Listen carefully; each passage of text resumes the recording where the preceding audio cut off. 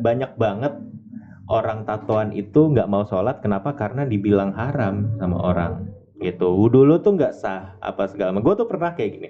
Gue pernah sholat Jumat di suatu tempat, di suatu masjid. Itu bapak-bapak sebelah gue bilang, Mas kok boleh sih masuk masjid? Mas kan najis nih tatoan kayak gitu. Itu gue sedih banget sih. Itu gue sedih banget gitu. Sampai ada muslim yang bilang kalau misalnya gue tuh najis gitu. Secara frontal ngomong langsung. Ya mungkin beliau ngomong seperti itu pun juga karena mungkin beliau juga belum mengerti ya gitu. Betul. Jadi makanya di situ gue bilang dengan adab yang baik, meskipun gue kayak lu agak insulted gitu gak sih? Gue tuh kayak yang ya Allah, tapi di saat itu tuh gue udah mulai cooling down. Itu gue bilang ke beliau tuh, Pak, yang punya rumah aja nyuruh saya ke sini. Bapak kan bukan punya rumah ini gitu. Kenapa Bapak malah justru melarang saya ke sini? Padahal yang punya rumah itu nyuruh saya untuk datang ke sini dengan cara azan dan qomat. Diem langsung.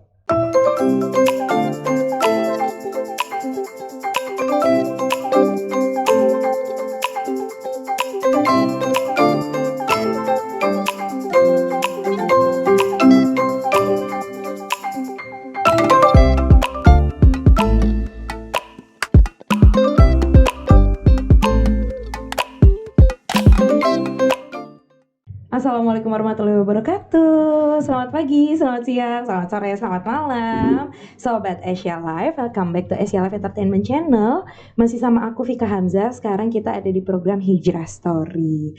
Kali ini aku ditemenin sama salah satu pengurus dari komunitas Terang Jakarta, yaitu Mas Wisnu. Iya betul Mbak. Assalamualaikum Mbak. Waalaikumsalam. Sehat Mbak? Alhamdulillah. Stay safe, stay healthy. Mas Wisnu juga kan? Alhamdulillah. Masih nerapin terus kan protokol kesehatan masih mana-mana? Terus makanya pakai masker. Iya benar. Terus Sobat Asia Live juga ya tetap terapin protokol kesehatan mana-mana. Sip.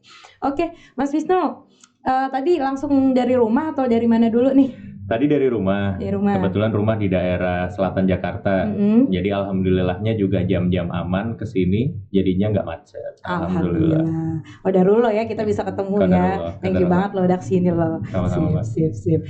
Mas Wisnu, aku nih penasaran banget sama kisahnya Mas Wisnu. Gimana sih dari yang ya kita lihat ya looknya kan wow. Ada lukisan di mana-mana. Karena sampai sekarang di titik berubah menjadi yang lebih baik ya. Itu gimana Mas awalnya? Oke, jadi bismillahirrahmanirrahim. Jadi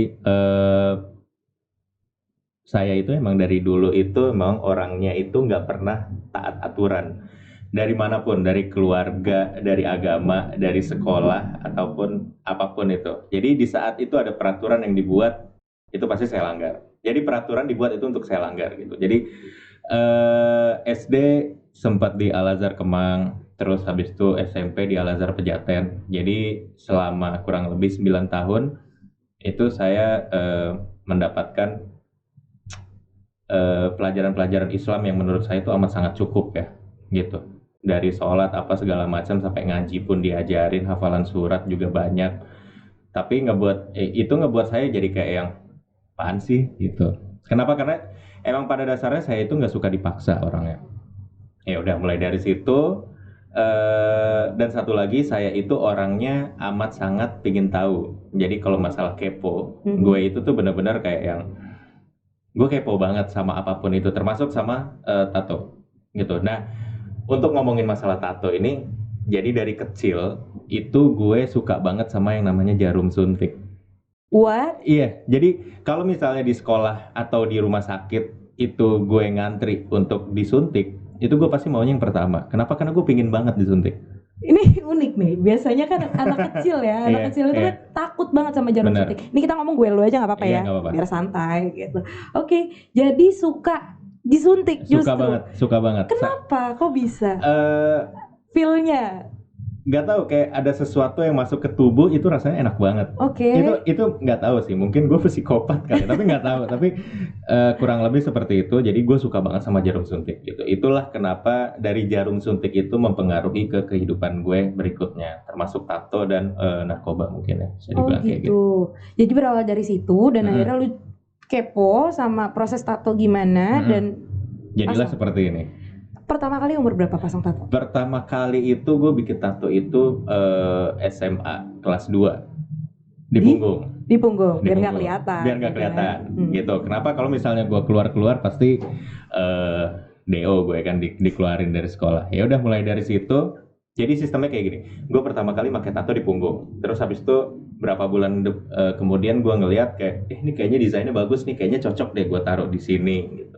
Akhirnya gue bikin di sini. Yang kedua di situ, di lengan kiri. Yang kedua di sini, di lengan kiri. Oke. Terus habis itu begitupun selanjutnya sampai penuh semua. Gitu. Ini sampai kaki juga? Sampai kaki. Sampai betis? Sampai betis. Seriously? Serius. Itu satu badan penuh? Depan full. What? Kalau kaki cuma sebelah kiri doang. Oh. Sebelah kanan alhamdulillahnya belum jadi kejadian. Sempat ada niat waktu itu? Ada banget, ada banget. Tapi udah keburu. Ada banget, udah keburu.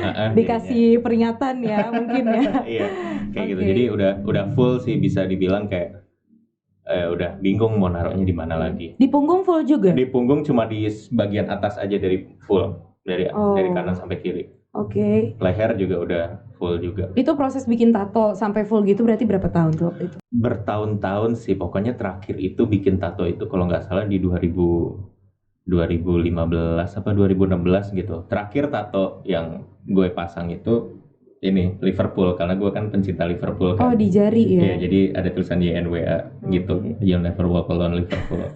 Kayak gitu dah, itu tato terakhir gue. Oke. Dan itu berawal dari tahun berapa berarti? SMA kelas 2. Nah, jadi SMA, ini ada story-nya lagi. Oh, siap. SMA gue 4 tahun. What? Karena gue gak naik kelas. Karena lo badung? Karena gue, jadi kayak gini, bukan karena gue bego, enggak. Yeah. Alhamdulillah IPA kelas 3-nya, tapi gue itu waktu kelas 2 yang pertama kali, itu tuh gue absensi gue tuh cuma 20% apa 15% masuk sekolah. Karena gue males gitu. Di saat gue males ya gue males. Dan lo itu main atau ngapain ketika itu? Main gitu. Jadi ngakunya sekolah dari rumah? Iya, jadi gue datang ke sekolah. Kalau nyampe gerbang doang ya, cabut. Madol ya. Emang bener-bener nggak taat peraturan ya? Nggak taat sama sekali. Dan memang terkenal di keluarga gimana? Memang terkenal begitu juga? Di keluarga gue anak bungsu, kakak gue cewek, udah pasti anak bungsu cowok biasanya bandel, tapi disayang, kayak gitu. Ya udah jahit kayak gitu. Oke. Gitu. Terus lulus SMA lo sempat kuliah. Kuliah di mana tuh? Jadi SMA gue 4 tahun, kelas 3 gue alhamdulillah masuk IPA, terus sempat ke ITB, Institut Teknologi Bandung, ngambil jurusan Teknik Geologi. Waktu itu masuknya tahun 2005 lewat jalur SPMB ya. Jadi bukan ujian yang dilangsungkan ITB, tapi ujian yang dilangsungkan negara kayak gitu. Jadi di ITB pun juga cuma bertahan 2 tahun. Kenapa? Lagi-lagi masih bandel lah, bisa dibilang kayak gitu. Berkutat dengan drugs dan lain-lain. Lo pertama kali kenal drugs berarti di Bandung? Enggak, di SMP. What? Iya. Jadi sebelum tato justru? Sebelum tato justru gue mengenal gimana drugs lebih itu. Waktu itu awal mulanya gara-gara ngerokok sih ya. Jadi awal mulanya gara-gara ngerokok, terus habis itu ada teman, tapi bukan teman SMP, tapi teman main. Teman main itu bawain ganja gitu, terus suruh cobain, enak banget nih gitu. Akhirnya tergoda untuk mencoba. Ya, mulai dari situ kan emang gue seperti yang gue bilang tadi, gue tuh orangnya kepoan kan. Gue pengen tahu banget, gimana sih rasanya? Wah enak banget nih kayak gini. Oh kayak gini ya caranya. Gimana sih cara ngelintingnya? Udah mulai dari SMP kelas 2. Itu continue sampai SMA, sampai lulus, sampai mulai continuenya itu SMA kelas 3 sih. SMA kelas 3. Kelas 3. Itu apa aja yang pernah lo coba? Kalau misalnya pernah coba, semuanya udah sih. Sampai kokain pun juga udah. Almost semuanya. Every drugs. Iya, wow. Sampai lem ibon pun juga udah. Wah. Gokil. Gitu. Lalu setelah itu berarti drugs dulu. Rokok kita kesampingan lah ya. Drugs gitu. Drugs terus tato ya. Lo kenal minuman juga? Kenal, minuman itu gue kenalnya kelas 6 SD kalau nggak salah. Malah lebih lebih mundur lagi, lebih awal lagi ya. Tapi pertamanya begitu gue nyoba minum, gue nggak suka. Kenapa? Karena pahit kan. Yang namanya alkohol. Apa yang kan pertama lo coba tuh? Gak apa-apa, buat sharing aja.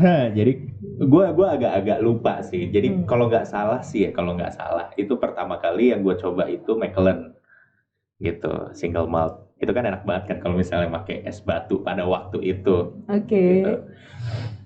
Tapi nyobain gitu ya apaan nih, gak enak gitu. Dan waktu itu belum continue ya? Belum continue. Malah nyaris dibilang nggak minum. Cuma udah pernah ngerasain. Cuma pernah ngerasain aja. Oke. Dan itu dari temen? Dari temen, siap, oke. Terus habis itu drugs udah, minum udah pernah nyoba gitu. Dan setelah itu lu mulai bener-bener terjun di pergaulan yang nakal, itu bener-bener continue tuh kapan? Dari SD pun sebenarnya juga udah mulai bandel gitu. Jadi SD itu pernah bandel, SMP pernah bandel, SMA paling bandel. Terus habis itu kuliah juga kayak gitu. Pokoknya bandel sih Mbak, kayak gitu. Jadi continue terus ya. Continue terus. Nggak pernah berhenti. Oke, dan sampai kerja? Sampai terakhir itu gue bandel itu di 2015 tuh gue stop untuk tato gue. 2017 itu gue stop drugs. Terus habis itu 2018 gue berusaha untuk menjadi pribadi yang lebih baik. Oke, gitu. Jadi lo mulai start itu di tahun 2018 ya? 2018 awal. Oke, lo kerja di mana sih? Nah, kalau sekarang tuh gue lagi bangun F&B, jadi makanan-makanan gitu, makanan ayam-ayam gitu pinggir jalan. Ini kita lagi project, insya Allah bulan depan bisa launching di Tangerang Selatan, daerah situ. Okay. Nah, sebelumnya gue kerja di salah satu in-house animasi, itu kerja sama Ubisoft dan yang lain-lain itu di Amerika, kayak gitu. Biasanya jadi gue kerja sama mereka kayak gitu untuk masalah animasi, jadi bikin game, bikin film atau segala macam itu gue kerjain sama teman-teman gue. Ketika itu. Dan sekarang lo fokus di yang F&B ini atau? Oke. Berarti lo out dari yang perusahaan sebelumnya itu kapan? Oh, yang animasi itu gue stopnya 2018 Maret kalau nggak salah. 2018, 2 tahun yang lalu ya. Dan akhirnya lo fokus ke F&B. Ayam goreng atau ayam apa nih? Ayam goreng. Kayak fried chicken kayak gitu. Itu modelnya apa, franchise atau apa? Franchise sih. Nanti. Mudah-mudahan ya, barangkali aku bisa gabung. Amin. Nah, jadinya kan memperpanjang ini kan silaturahim gitu. Oke, jadi jadi sebenarnya dari SD gitu ya bandel, emang udah gak taat peraturan gitu. Nah ketika lo di tahun 2018 memulai untuk start untuk gue pengen hijrah, itu triggernya apa? Oke, jadi ini banyak banget orang-orang ataupun teman-teman malah yang nanya, lu kenapa sih bisa kayak sekarang? Gitu. Jadi pertama kali itu gue sama teman-teman gue di hari Selasa itu kita lagi mabok-mabokan lah di kawasan SCBD. Situ kawasan pusat Jakarta situ. Anak perkantoran Jaksel ya. Iya benar. Jadi mabok-mabokan sampai jam 2 pagi. Terus habis itu pulang. Itu kondisi udah amat sangat mabuk. Nyetir mobil itu mungkin cuma 20 km per jam atau 10 km per jam malah, karena saking hati-hati takut tabrakan kan. Itu benar-benar mabuk banget. Dan terus sampai rumah capek, ketiduran. Nah pas lagi tidur itu gue mimpi, jadi gue mimpi kiamat sih gitu. Jadi gue mimpinya itu tuh seperti benar-benar nyata banget, senyata gue pegang mic ini gitu. Jadi benar-benar mimpinya itu nyata banget, semuanya tuh kacau balau, langitnya merah, bergumul, semua bergumul merah, terus habis itu dalamnya hitam, mancar-mancar apa segala macam, orang-orang semua panik. Orang-orang lari-larian, orang-orang bugil, gak ada yang pakai baju, lari-larian apa segala macam. Di situ gue bingung, ini kenapa nih, ada apa? Apakah ini yang namanya kiamat gitu? Terus habis itu tanah kayak likuifaksi kemarin yang terjadi di Palu kemarin kayak gitu, naik turun. Terus habis itu pada suatu saat akhirnya gue melihat orang tua gue lagi pelukan di satu sudut ruangan. Dan gue mau nolong mereka, kenapa? Karena mereka lagi ketakutan, tapi gue nggak bisa buat nolong. Kenapa? Karena badan gue nggak bisa digerakin dan suara gue juga nggak bisa keluar. Gue cuma bisa ngelihat dan gue cuma bisa mendengar kayak gitu. Dan pada akhirnya gue marah sama Tuhan gue. gue marah sama Tuhan gue, ya Tuhan ya Allah kalau misalnya waktu itu masih jahil banget ya, jadi ya Tuhan ya Allah kalau misalnya lo sayang sama gue, kalau misalnya lo emang Tuhan gue, tolong selamatin mereka, tolong selamatin orang tua gue gitu. Nah, mulai dari situ, terus setelah itu datang bisikan dari kepala gue, dari belakang kuping gue persis banget, jelas banget. Itu bisikannya adalah yang bisa nolong orang tua lo itu adalah amal kebaikan lo di dunia dan ibadah lo. Kayak gitu. Nah, mulai dari situ tuh gue bangun. Dari situ gue langsung bangun, keringet dingin, nangis, terus habis itu udah gue nggak mau ngapa-ngapain lagi. Gue belajar lagi caranya sholat itu seperti apa. Gue mulai ngafalin lagi Al-Fatihah gue seperti apa, kayak gitu. Dan itu urutan cerita di mimpi lo, kronologinya itu bener-bener urut gitu ya? Ngurut banget. Sampai makanya lo bilang terkesan nyata banget gitu banget. Ya? Sampai sekarang pun masih kepikiran terus sama mimpi itu. Jadi gue selalu mikir kalau misalnya gue itu pasti mati besok. Jadi di saat gue mikir gue pasti mati besok, jadi gue melakukan yang terbaik di hari ini. Dan itu mindset gue sampai sekarang, insya Allah. Dan wow, itu serem banget sih. Iya, emang kayak gitu. Dan lu bangun-bangun sampai nangis tadi itu ya? Nangis. Karena apalagi di situ ada gambaran orang tua lu juga iya, gitu ya. Bener. Gitu. Dan di titik itu makanya lu mikir, udahlah. Buat apa sih? Gitu. Langkah pertama apa yang lo lakuin tadi? Sholat. Gue nggak pernah sholat. Gue benar-benar gue nyari tahu gimana caranya sholat, gimana caranya. Yang pertama tuh wudu yang benar tuh seperti apa, mandi wajib tuh seperti apa, terus habis itu doa iftitah tuh seperti apa, Al-Fatihah dan yang lain-lain. Itu gue sholat pertama kali. Setelah itu tuh gue baca sambil megang handphone, sambil googling. Jadi gue sholat sambil googling kayak gitu, kayak gini. Lama-lama kebiasa, lama-lama hafal. Tapi sebelumnya lo Jumatan terus tetap? Jumatan. Somehow. Kadang somehow Jumatan. Tapi untuk sholat fardu ketika itu dulu Oke. Dan lu mulai perbaiki sholat lu. Setelah itu apa? Nah, jadi gue juga kemarin tuh sempat googling ya, YouTube ya. Jadi pertama kali apa sih yang harus dibenerin, ternyata memang jawabannya itu adalah sholat. Dan alhamdulillahnya nih, setelah gue sholat, gue merasa tuh kayak yang pertama tuh hati gue tenang ya.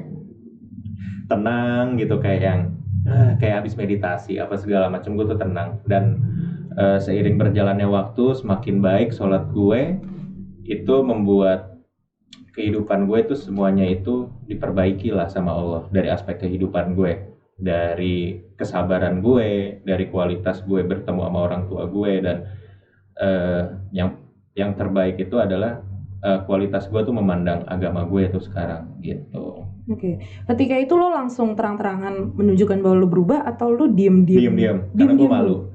Oke. Karena gue malu. Gue malu terutama sama keluarga gue. Berarti keluarga waktu awal tuh nggak tahu ya? Nggak ngerti ya? Nggak tahu. Jadi gue diem aja. Terus lo gimana belajarnya? YouTube. Jadi gue kayak gini. Kenapa gue belajar di YouTube? Karena gue tuh malu buat datang ke masjid.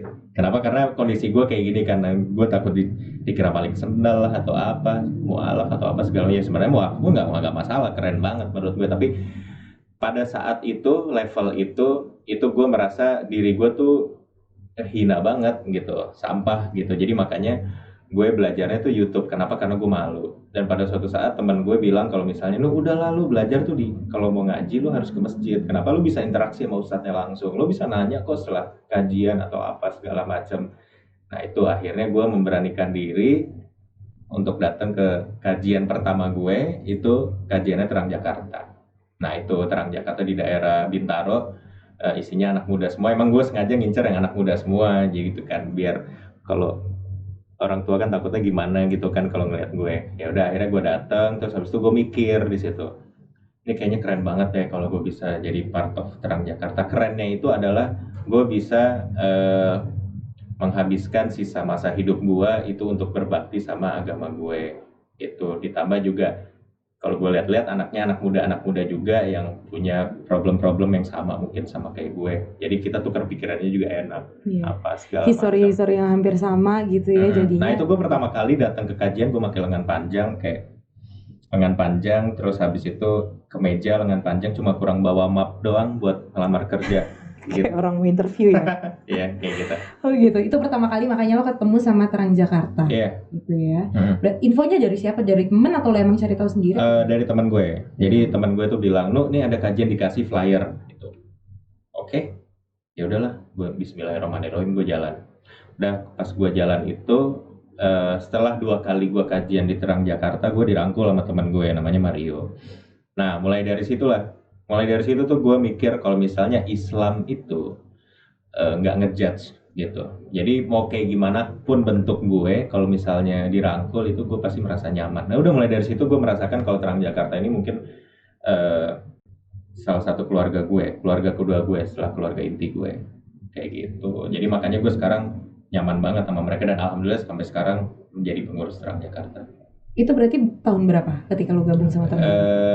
2000. Jadi kayak gini, sebenarnya officially menjadi part of pengurus Terang Jakarta itu 2019 akhir mungkin ya. 2019 enggak 2019 pertengahan, tapi kalau udah menjadi bantu-bantu apa segala macam itu ya mulai dari 2018 pertengahan. 2018 itu yang mulai ikut kajian ya. Yeah. Oke, lo gabung sama Terang Jakarta, otomatis kan berarti mulai nih perubahan kehidupan terjadi di hidup lo ya, gitu kan, dari habit ibadah gitu. Otomatis kan keluarga lihat nih. Iya gak sih? Iya. Gimana coba? Yang pertama kali dilihat mungkin dari keluarga gue adalah jenggot gue. Lo miara jenggot tuh? Karena gue dari dulu gue selalu bilang sama keluarga gue dan teman-teman gue paling nggak mau yang namanya jenggot. Kenapa? Karena gue kelihatan tua. Dan pada akhirnya sekarang seperti ini, gitu. Kok tumben-tumbenan jenggot? Terus somehow gue juga kadang ajak bokap subuhan di masjid, gitu kayak, "Pak, yuk masjid yuk subuh." Kaget mungkin ya. Kayak gitu, udah mulai kayak gitu ya, seneng lah keluarga. Seneng banget ya. Seneng banget. Oke. Gitu. Dan oh ya, gue 2016 naik haji waktu itu. Gue sempat naik haji di 2016 dengan kondisi gue yang seperti kayak gini. Iya, waktu itu masih belum hijrah ya? Belum. Lo naik haji? Naik haji. Jadi gimana itu ceritanya? Jadi 2010 itu bokap nyokap gue mendaftarkan gue naik haji. Terus habis itu gue disuruh ke Kementerian Agama, itu kalau nggak salah di daerah Warung Buncit dekat gedungnya Republika, di situ untuk foto paspor, foto haji gitu kan. Pas gue lagi foto itu kondisinya gue lagi make gitu, jadi memang foto haji gue itu hancur banget gitu muka gue, jadi benar-benar udah berantakan. Itu udah kalau diingat-ingat tuh ya Allah, malu banget. Tapi lagi liatin nggak sama petugas sana? Nah ini nih ceritanya seru juga nih. Jadi nggak tahu kenapa ya, mungkin ini balasan yang Allah bayar di dunia buat gue gitu kemarin. Kenapa gue tatoan, kan gue juga ya lucu aja gitu kan. Akhirnya gue memutuskan gue tatoan karena mikir kalau misalnya itu bakal menjadi sesuatu yang keren loh atau apa segala macam. Ketika itu ya. Nah, pada waktu itu. Dan waktu itu gue ke naik haji pakai pakaian ihram, otomatis tato gue luber kemana-mana, kelihatan di mana-mana. Itu yang dari tadi mau gue tanyain tuh. Iya, dari atas sampai bawah itu kelihatan. Dan pada waktu haji pas mau masukin ke Masjidil Haram, itu gue di stop sama askarnya, ditanya, "Are you Muslim?" atau apa segala macam. Pokoknya dipersulit. Gue tuh susah banget untuk masuk Masjidil Haram. Kenapa? Karena faktor tato gue. Akhirnya gue jelasin pakai bahasa Inggris sama kakak ipar gue. Gue berangkat haji itu gue bertiga, gue, kakak gue, sama kakak ipar gue. Ada kakak ipar gue jelasin, sama gue juga jelasin kalau gue tuh Muslim kayak gini. Istilahnya tuh gue tuh taubat gitu. Gue tuh taubat apa segala macam. Ya udah. Akhirnya mereka juga nggak ngerti kan bahasa Inggris. Akhirnya datanglah satu mungkin petingginya mereka ya. Akhirnya gue dibolehkan masuk dengan cara pakaian ihram gue itu gue pakein kayak pakai anduk. Jadi yang sebelah sini tuh nggak, satu sisi itu harus tertutup. Semuanya tuh harus tertutup gitu. Pengecualian buat lo ya. Gitu. Kenapa? Karena dia bilang karena kasihan juga buat lo dan supaya orang itu nggak ngejudge lo gitu. Jadi udah nggak apa-apa dikasih privilege untuk ditutup. Bismillahirrahmanirrahim. Kayak gitu. Jadi tricky banget. Kenapa? Karena di sana pun gue dibilang haram lah apa segala macam dengan tato gue yang kayak gini. Ada yang ngomong gitu? Ada. Haram. Nah, maksudnya haram itu di Indonesia sama di sana kan beda kan? Iya betul. Kalau istilahnya, kalau arti kata haram itu kan sebenarnya suci, tapi kalau di sana itu haram itu artinya tuh forbidden, nggak boleh gitu. Lo nggak boleh buat kayak gini. Gitu. Dilarang gitu ya. Kalau di sini kan haram itu kan kita kan sedih banget gitu. Iya benar. Tapi kalau di sana haram tuh artinya lo nggak boleh. Tapi kan tetap aja mental Indonesia dibilang haram kayak gitu kan pasti kan down ya.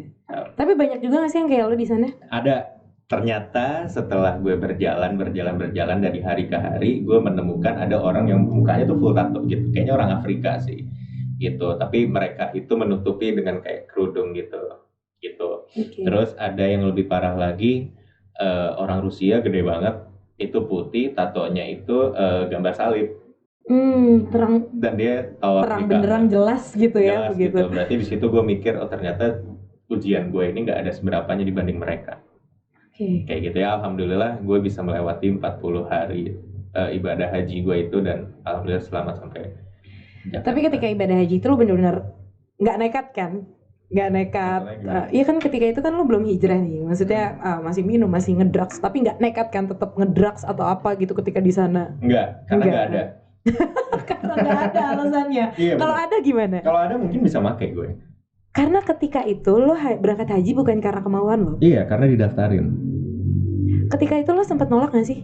Enggak, kayak oh ya udah gitu. Tapi nggak, maksudnya nggak ada keterpaksaan atau gimana ya? Nggak ada. Jadi ya udah kalau misalnya gue berangkat ya udah gue berangkat. Dan kalau misalnya ada di sana ya gue pasti pakai. Ketika gitu. Itu. Kan? Wow. Oke, balik lagi.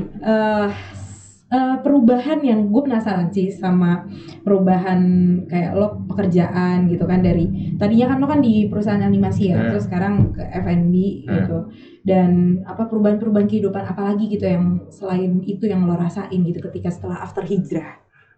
Pertama kali sebenarnya ini civic gue tuh melabeli hijrah itu mungkin agak sedikit berat buat gue, tapi gue selalu bilang kalau ke teman-teman gue tuh bukan hijrah, tapi gue itu berusaha untuk menjadi pribadi yang lebih baik gitu. Kalau hijrah tuh kesannya hijrah gitu, tapi nggak apa-apa sih, nggak masalah juga. Nah setelah gue berusaha untuk merubah menjadi lebih baik, yang pertama itu adalah gue resign dari perusahaan yang gue dirikan bersama teman-teman gue.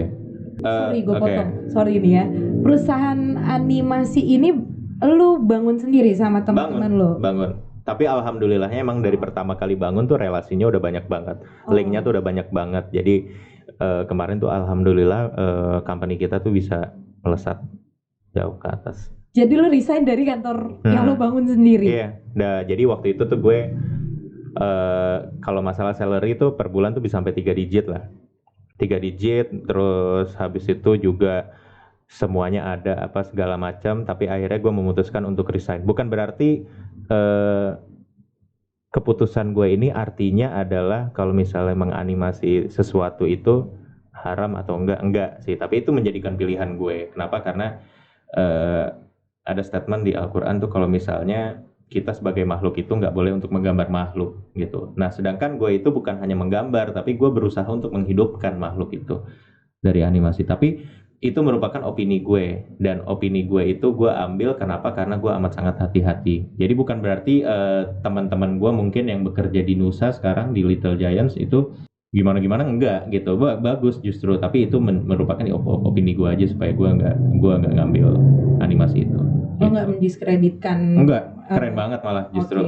Dan ini hanya pandangan personal aja. Yes, personal aja. Oke, dari gaji 3 digit menjadi gaji 3 digit juga, tapi 900.000. Jadi gaji gue setelah gue resign, gaji gue itu per bulan tuh cuma 900.000. Yaitu gue menjadi desainer lepas untuk bikin pamflet masjid gitu. Jadi kalau misalnya masjid itu pingin bangun masjid, jadi gue bikin gimana caranya orang itu supaya mau menyumbangkan harta mereka untuk membangun masjid itu dengan cara pamflet. Gue bikin pamflet kayak gitu, dan gue ngerjain yang lain-lain. Teman gue minta tolong bantuin apa segala macam, ya 900.000 sebulan, dan cukup. Itu freelance ketika itu? Freelance. Cukup aja? Cukup. Gini, masalah gimana? Cukup itu kan perspektif banget ya. Iya betul. Gue waktu gaji 3 digit itu pun dibilang cukup nggak cukup gitu, karena kemauan gue banyak banget, duniawi gue maunya banyak banget. Gue mau beli sepatu ini, sepatu itu, apa segala macam. Tapi ya namanya kalau misalnya udah mindsetnya ke duniawi, terlalu banyak yang kita kejar, itu pasti nggak akan cukup gitu. Di saat gaji gue 900.000 itu gue merasa cukup. Kenapa? Karena gue bisa menyedekahkan 25% pendapatan gue itu untuk orang gitu. Jadi gue duit 900.000 itu 25%-nya gue kasih ke orang untuk makan, untuk apa segala macam. Itu udah cukup buat gue. Dan kalau untuk buat gue sendiri cukup aja. Ada aja sih yang dikasih, kayak misalnya temen ngebawain gue makanan atau apa segala macam, kan otomatis gue nggak ngeluarin kos untuk gue makan apa segala macam. Banyak dibantu sama Allah lah ya. Ada aja yang dikasih. Itu rezeki ya. Gitu. Itu dari gaji 3 digit sampai 900.000 itu otomatis ada perubahan daily habit dong. Iya nggak? Apa aja tuh? Jadi gue memutuskan untuk berhenti itu setelah 2 hari berpikir. Jadi banyak banget sih, akhirnya gue memutuskan untuk berhenti. Daily habits gue yang berubah itu salah satunya adalah gue jadi nggak terlalu ya konsumtif lagi. Jadi zamannya dulu tuh gue selalu beli sneakers lah, apa segala macam, sepatu sneakerhead ya? Sneakerhead. Alhamdulillah pada waktu itu gue beli sepatu apa bla bla bla bla bla bla. Semenjak itu semua udah selesai, terus sepatu banyak yang gue kasih ke orang gitu. Jadi sepatu-sepatu yang gue kumpulin, yang harga mungkin sekarang harga jualnya itu mungkin udah sampai 50 juta atau 40 juta itu gue kasih ke orang. Kenapa? Karena ini sepatu mungkin bakal bersaksi sama gue nanti di end of the day gitu, di judgment day dia bakal bersaksi sama gue kalau misalnya gue nggak pernah pakai dia itu untuk sesuatu yang baik gitu. Daripada kayak gitu, mending gue kasih aja ke orang. Gue cuma menyisakan cuma beberapa, paling cuma ada 3 atau 4 doang sepatu yang ada sekarang di rumah gue. Dan itu for free. For free. Kalau misalnya memang ada yang gue jual tuh paling cuma 1% lah dari keseluruhan sepatu gue. Total punya berapa pasang dulu? Berapa ya? 112 lah, mungkin 115. Wow. Iya, kayak jadi gitu. Itu lokasi for free. Jadi waktu itu teman gue sepatunya rusak gitu kan. Padahal dia juga semangat buat menjadi lebih baiknya tuh kenceng banget. Gue kasihan gitu kan di motoran apa segala macam, tapi sepatunya tuh udah rusak kayak gitu. Gue tanya, lo nggak beli sepatu? Ntar aja dulu lah, mending duit gue buat nyokap gue apa segala macam gitu. Oh gitu. Terus habis itu mau nyoba nanya ukuran sepatu, takutnya dia curiga kan gue bakal beliin. Habis itu ya udah gue kira-kira gitu apa segala macam, oh ya kayaknya sama nih ukurannya. Udah besok gue kasih sepatu 2 biji. Baju, nah kalau baju pun juga banyak tuh. Gue baju ada yang baju band, terus habis itu ada yang streetwear yang lain. Nah itu kalau misalnya gambarnya nggak jelas tuh, kayak misalnya gambar cewek atau apa segala macam tuh gue gunting-gunting gitu supaya nggak dipakai sama orang. Tapi kalau misalnya sisanya itu ada desain-desainnya aman, itu gue kasih ke orang for free. Wow. Dan lo sempat ada, itu kan perubahan kehidupan yang drastis banget ya, gitu kan, dari gaji aja langsung berubah, terus perubahan daily habit juga kayak gitu. Itu gimana caranya lo merubah apa ya, mindset mungkin atau gimana tuh? Karena alasan gue menjadi lebih baik kan karena gue mimpi ya tadi Evik ya. Yeah. Jadi di saat gue mimpi itu gue pasti bakal mikir. Sampai sekarang tuh mindset gue itu adalah gue pasti mati besok gitu. Jadi gue besok tuh gue udah pasti mati gitu. Jadi kalau di saat gue besok itu udah pasti mati, itu gue harus melakukan yang terbaik di hari ini gitu, dengan cara ya mungkin itu bisa jadi sedekah gue atau apa segala macam. Jadi makanya sekarang tuh gue kalau misalnya mau pakai baju ya ini baju yang dikasih misalnya sama orang tua gue tuh sekarang udah nggak beli kaos lagi gitu. Sama sekali gue udah nggak beli yang namanya kaos. Mungkin kemarin gue sempat beli celana, kenapa? Karena celana gue udah sobek gitu. Jadi emang urgent, akhirnya gue beli. Dan beli juga yang brand-brand yang ya itulah yang menengah ke bawah gitu. Yang penting enak dipakai. Terus habis itu warna, gue suka banget sama warna hitam, jadi warnanya hitam juga. Ya udah akhirnya gue beli kayak gitu. Tapi untuk ngejar gue harus beli yang ini itu udah nggak ada lagi. Berarti intinya sampai di titik ikhlas seperti itu memang mindset lo tuh benar-benar totally berubah bahwa udah ya karena gue takut mati besok dan apa yang gue lakukan sekarang itu dipertanggungjawabkan nanti. Iya, gitu. benar. Baju yang kita pakai, sepatu yang kita pakai gitu. Jadi makanya sekarang baju gue di rumah tuh dikit gitu. Jadi gue rotate. Kalau misalnya udah buluk, habis itu baru deh entah itu dikasih. Nggak mungkin sih gue mengasih orang tuh baju buluk, nggak, pasti gue gue apa ya, mungkin gue sumbangkan kemarin kan karena ada saudara-saudara kita yang membutuhkan kayak di Palu atau di mana, itu baju-baju yang menurut gue udah kekecilan itu gue kasih gitu. Oke. Dan sekarang lu fokus di komunitas Transjakarta dan perusahaan F&B ini ya. Oke. Itu udah running yang alhamdulillah udah running, insya Allah bulan depan launching. Alhamdulillah. Insya Allah. Mudah-mudahan ya lancar dan berkah. Jadi memang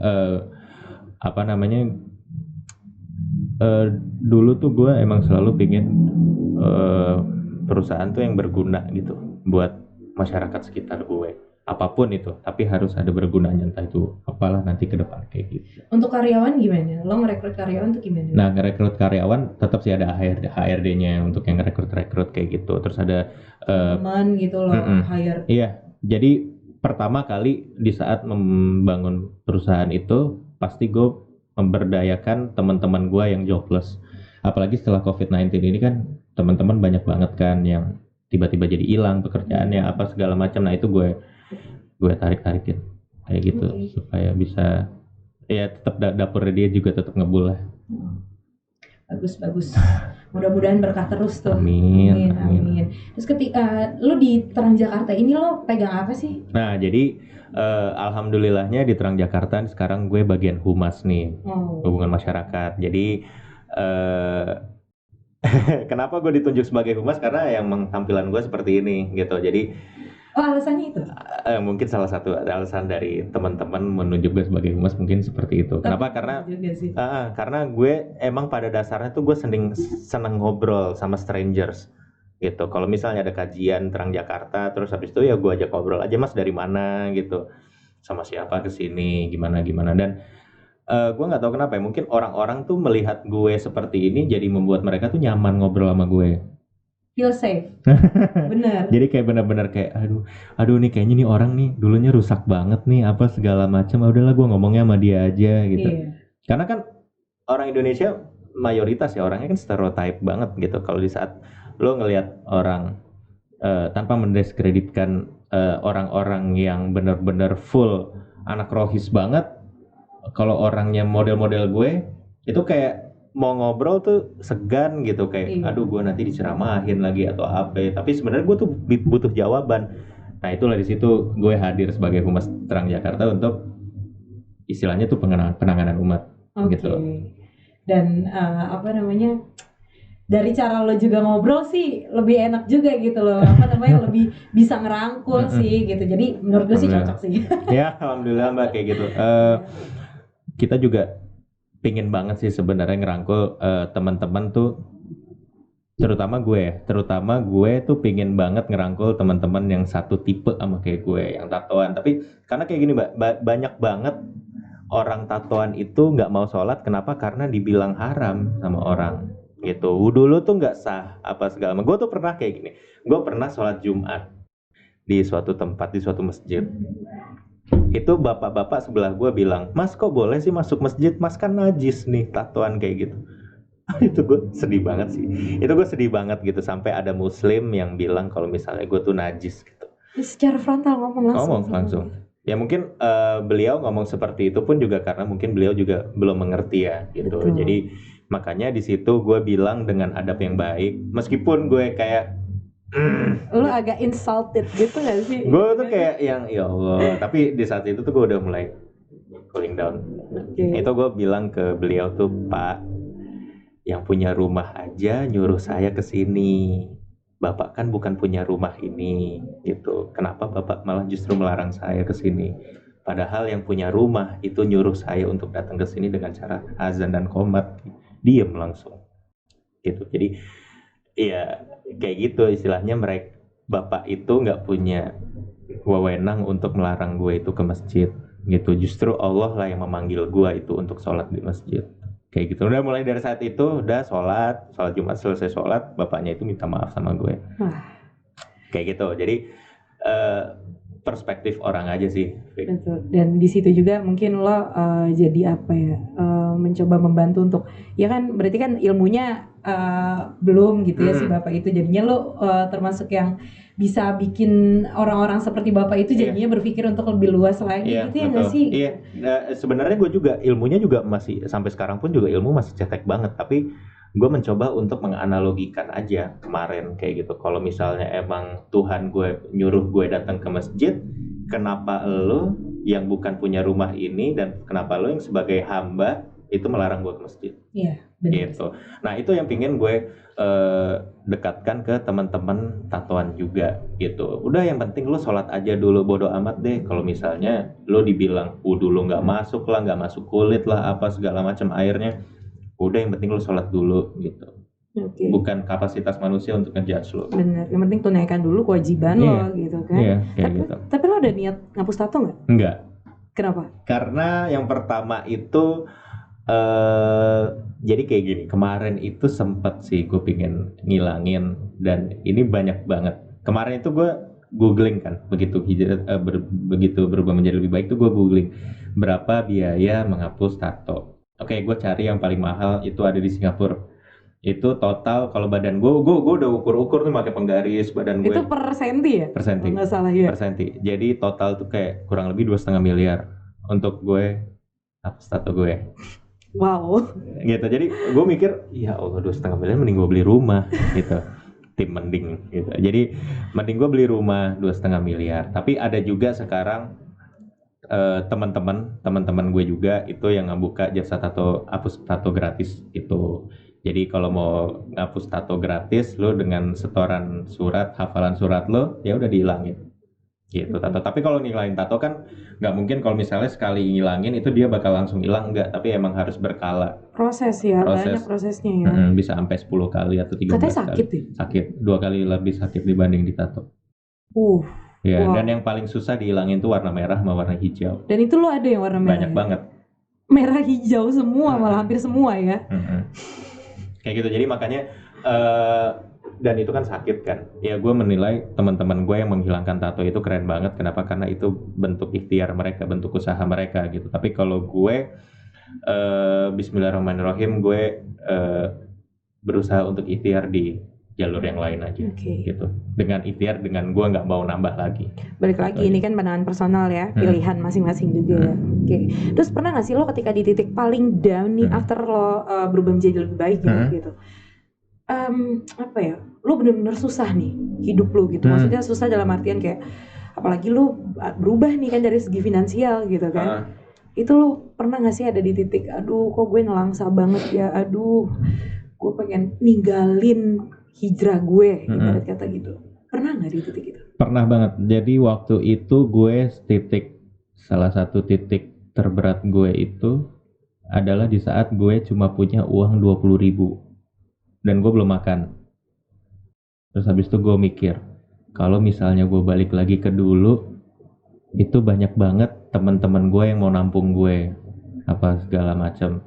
Tapi di saat itu gue mikir, kalau misalnya gue balik lagi ke zaman dulu, berarti karena kayak gini Mbak, kalau misalnya gue balik ke zaman dulu, itu tuh pasti tuh hal yang bakal gue rasain sama-sama aja kayak kemarin. Gue punya uang segitu, gue bakal takutnya jadi ngobat lagi, gue bakal beli barang-barang yang nggak bermanfaat buat gue. Jadi gue mikir kayak, udah deh sabar aja deh, bodo amat deh, lapar. Sejam kemudian, temen gue yang dulu ngutang sama gue balikin duit gue. Ya, jadi waktu itu temen gue ada yang ngutang kurang lebih ya belasan juta lah. Transfer gue, no sorry ya, gue baru bisa balikin sekarang kayak gitu. Wow. Jadi itu gue emang benar-benar bingung sih, nggak antara kebetulan atau emang berdasarkan dari kekuatan niat gue untuk bertahan gitu. Bener, lo suka bingung kayak gitu nggak sih? Bingung, ya kan? Gitu. Ketika sebenarnya itu nyata ya, pertolongan Allah nyata adanya ya nggak sih? Tapi lo suka bingung kan, ini emang bener jawaban dari kesabaran gue atau memang ini adalah hak yang selama ini memang hak gue gitu, cuman waktunya kebenaran aja pas gitu. Ya. Kan harusnya bisa aja tuh teman gue ngebalikin utangnya di saat gue lagi punya duit. Iya. Ya kayak gitu. Jadi makanya gue di situ menilai kalau misalnya di saat gue bersabar, Allah pasti ngasih lebih. Jadi memang pertolongan Allah nyata adanya nyata, Alhamdulillah. Maksudnya pertolongan Allah tuh ngebuat kita itu jadi merasa cukup sih, Fik. Gitu. Bukan berarti pertolongan Allah itu menjadi kita tuh menjadi kaya atau apa segala macam bla bla bla. Kalau misalnya memang kita kaya, ya itu berarti emang caranya Allah supaya kita tuh untuk sedekah atau lebih apa banyak gitu. sedekah, ya. Tapi kalau misalnya kemarin apa yang gue rasain, pertolongan Allah itu ngebuat gue tuh menjadi cukup aja, cukup buat makan, cukup buat bisa ngobrol sama teman-teman gue dengan berdakwah seperti itu. Dan itu saat itu lo masih single ya? Single. Sekarang kan lo udah alhamdulillah ya. Jadi berkeluarga ya. Alhamdulillah. Jadi setelah perjalanan panjang gue dalam mencari jati diri gue, sempat pacaran juga bertahun-tahun, putus. Akhirnya setelah berubah menjadi lebih baik, gue ketemu sama istri gue nih sekarang. Waktu itu tanggal 8 Desember 2018. Terus habis itu kita menikah di 9 Januari 2019. Jadi cuma butuh 1 bulan 1 hari untuk menikah. Dari pertama kali tahu. Itu lo melalui proses ta'aruf? Jadi kalau bisa dibilang ta'aruf tuh gue nggak 100% ta'aruf. Kenapa? Karena kita ada sempet chat lah personal. Jadi kalau ta'aruf itu lo nggak boleh chat personal gitu. Lo harus lewat, ya itulah murobinya namanya. Murobi ya, perantaranya kayak gitu. Nah itu gue sempat 1 kali atau 2 kali chat atau ya kayak gitu. Jadi makanya itu bisa gue bilang nggak 100% ta'aruf. Tapi gue berusaha untuk seperti ta'aruf gitu. Jadi gue nggak mau lama-lama gitu. Yang penting satuin visi misi apa segala macam. Habis itu Bismillahirrahmanirrahim nikah. Dan alhamdulillah Allah lancarin. Alhamdulillah. Nikah di Malang. Teman gue yang datang cuma 1 orang. Iya, kenapa? Karena waktu itu gue nikah tuh di hari Rabu, jadi weekdays. Oh, weekday. Dan Malang pula, karena nggak ada teman di sini semua ya. Teman di sini semua. Ada waktu itu teman di Malang itu anak band juga waktu itu, tapi dia lagi di Jakarta gitu. Jadi makanya yang datang cuma 1 orang doang. Istri asli sana? Asli Malang. Jadi istri itu mantan pramugari Garuda kurang lebih 8 tahun.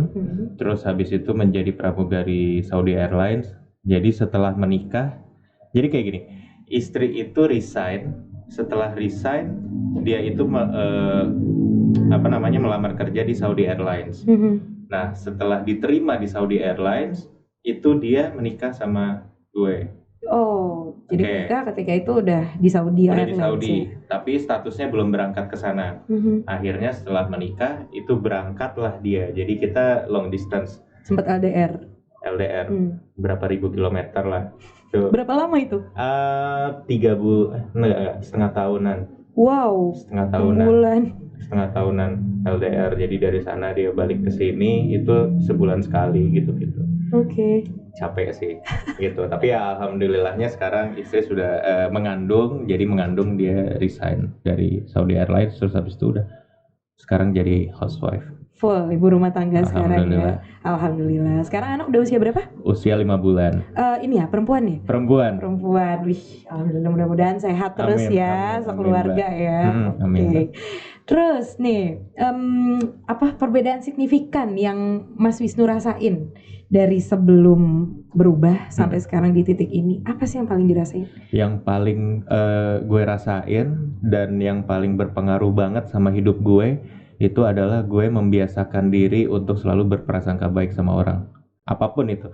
Orang mau ngapain gue, ketimpa musibah seperti apa, gue tuh selalu mikir kalau misalnya berprasangka baik aja gitu. Kayak misalnya gue gak, ini cuma gara-gara kayak gini nih, tahu gitu kan gue kayak gini, enggak. Tapi pasti gue mikir semuanya ini tuh pasti ada akibatnya. Yang penting kita belajar dari situ, insya Allah nih kalau misalnya ada kejadian seperti ini, itu merupakan langkah pertama gue untuk menjadi lebih baik lagi. Jadi namanya kalau di Islam itu husnuzon kan, lawan kata dari suuzon. Jadi husnuzon itu adalah berprasangka baik. Nah, dengan berprasangka baik itu semua pola hidup tuh semua tuh tertata semua. Percaya deh. Jadi disangka lo berprasangka baik sama orang, lo tuh nggak jadi dendam. Lo tuh nggak gampang sakit. Kenapa? Karena nggak mendem rasa toksik apa segala macam dan negativity gitu. Jadi ya hidup lo tuh happy aja bawaannya. Meskipun awalnya kayak tapi tetap endingnya tenang. Endingnya tenang dan itu insya Allah gue selalu kasih tahu ke istri gue kalau misalnya ayo kita tetap harus husnuzon terus. sama apapun yang terjadi sama kita, sama siapapun yang terjadi sama kita. Lagi pula apapun juga yang terjadi itu tuh qadarullah ya nggak sih? Qadarullah. Tapi kita juga harus ikhtiar juga kan. Benar. Gitu. Jadi semua yang terjadi sama hidup gue itu gue akhir-akhir nih juga sering mikir sih, Vic. Semua yang terjadi sama hidup gue itu bentuk rasa sayang Allah sama gue. Kenapa? Karena kalau misalnya gue nggak seperti itu, gue nggak akan bisa menjadi seperti sekarang gitu. Dan gue jadi tahu gimana caranya untuk mendidik anak gue. Bukan berarti bokap nyokap gue didik gue nggak bokap nyokap gue itu amat sangat baik dalam mendidik anak. Tapi pastikan dari zaman ke zaman kan godaan buat anak itu kan macam-macam ya. Ada aja, mulai dari gadget lah atau apa segala macam. Nah mulai dari situ, nah itu gue semakin tahu gitu gimana caranya gue itu mendidik anak gue nanti ke depannya kayak gitu dan istri gue dan mungkin teman-teman gue gitu apa segala. Oke, itulah bentuk rasa sayang Allah ya. Iya, benar karena kalau misalnya gue berada di posisi seperti sekarang ini juga bentuk rasa sayang Allah yang amat sangat besar buat gue. Alhamdulillah sekarang udah di titik ini ya. Alhamdulillah banget. Mudah-mudahan berkah. Amin. Mudah-mudahan istiqomah. Amin. Ya sih? Oke. Terus apa sih menurut lo yang perlu diubah ketika lo mau berubah jadi lebih baik? Mindset kah? Atau?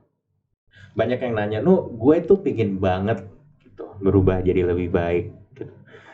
Tapi gue selalu gagal di tengah jalan atau apa segala macam. Terus ya gue cuma bilang ya rubah pertemanan lo gitu. Bukan berarti pertemanan lo buruk atau apa. Enggak, gue nggak ngejudge gitu. Tapi paling enggak yuk kita cari pertemanan yang saling mengingatkan dalam kebajikan gitu. Karena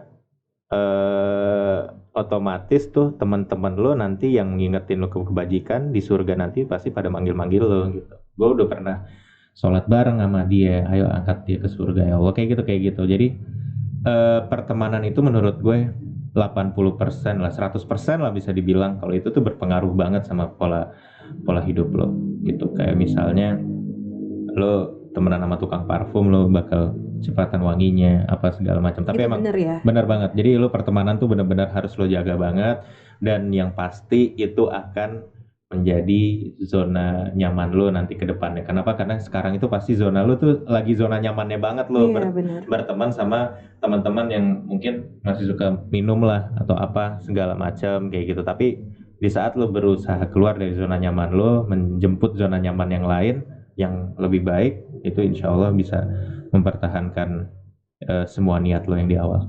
Oke. Jadi intinya merubah circle pertemanan lo untuk yang ke arah yang lebih baik gitu ya. Oke. Terus gimana sih menurut lo caranya untuk bisa ngerubah orientasi kita dari yang keduniawian banget jadi meninggalkan itu semua tapi progresnya tuh biar lebih cepet tuh gimana menurut lo? Jadi kayak gini, gue itu kemarin sempat tertolong sama, jadi kayak gue kan orangnya kepo banget ya. Jadi gue mencari semuanya tentang Islam itu sampai dalam-dalamnya banget. Jadi sampai YouTube apa segala macam, gue tuh pingin tahu sains tentang ini. Oh ternyata ada di Al-Quran. Al-Quran tuh udah menjelaskan 1400 tahun yang lalu kayak gini. Kok bisa apa segala macam. Nah itu membuat iman gue menjadi semakin lebih tebal. Dan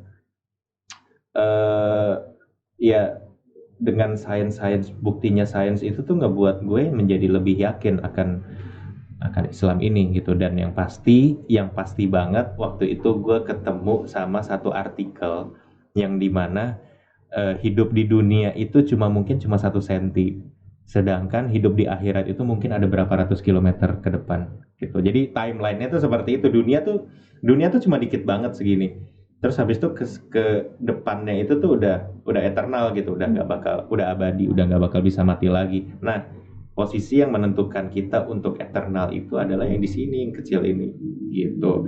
Tapi itu susah banget sih. Itulah kenapa ganjarannya surga. Kalau gampang mungkin dapatnya payung. Kayak merchandise ya. Iya gitu. Itulah kenapa kayak misalnya gue susah banget sholat gitu. Ya itulah namanya. Ya. Disitulah kita diuji ya nggak sih? Gimana lo challenge diri lo untuk menyambut tantangan itu. Iya. Berikanlah kabar bahagia bagi orang-orang yang bersabar. Kayak gitu.